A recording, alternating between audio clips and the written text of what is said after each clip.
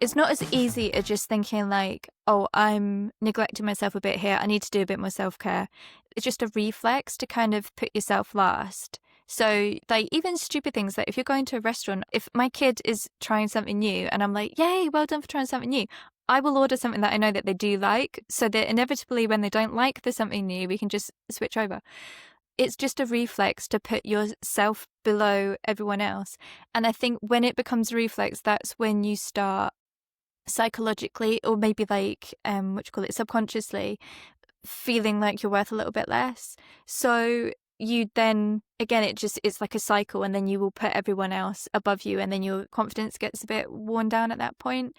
So doing something like taking the time, even though you're exhausted and you've got decision fatigue and you don't want to have to even think about like, oh, what am I wearing today? I don't know, I'll just wear the black stuff because it's easy.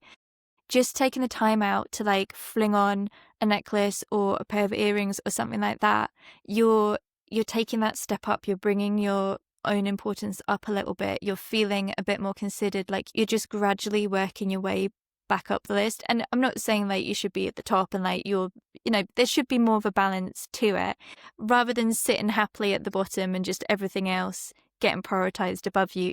Like just doing the things like putting the jewelry on in the morning, taking time to do that, just taking these little steps to work your way up the list and not be sitting right at the bottom. Like it makes a huge difference without you even realizing it. Yeah. Do you feel like it's kind of habit building? Do you feel like it's like a muscle? Yeah, for sure. That you have to kind of practice and train. Yeah, which it sounds so daft, really, doesn't it? Because it's something that should come really naturally.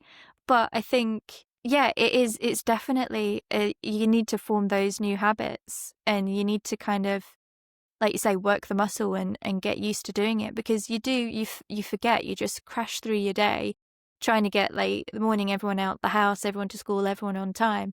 And before you know it, like, are you wearing shoes? Are they the slippers that you were running around the house in?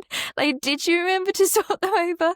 You're kind of in that situation. Yeah, and there's a mental health implication there, I think. Historically, my grandparents would have just called it standards, and it sounds very harsh in a way and quite archaic, but there's something about taking pride in those small things that actually does help you with your confidence and your sense of self, that you're worth it. And it's a kind of discipline. And it's also, you go to the school gates, and if you've made that little bit of extra effort, you don't feel mortified if someone tries to talk to you.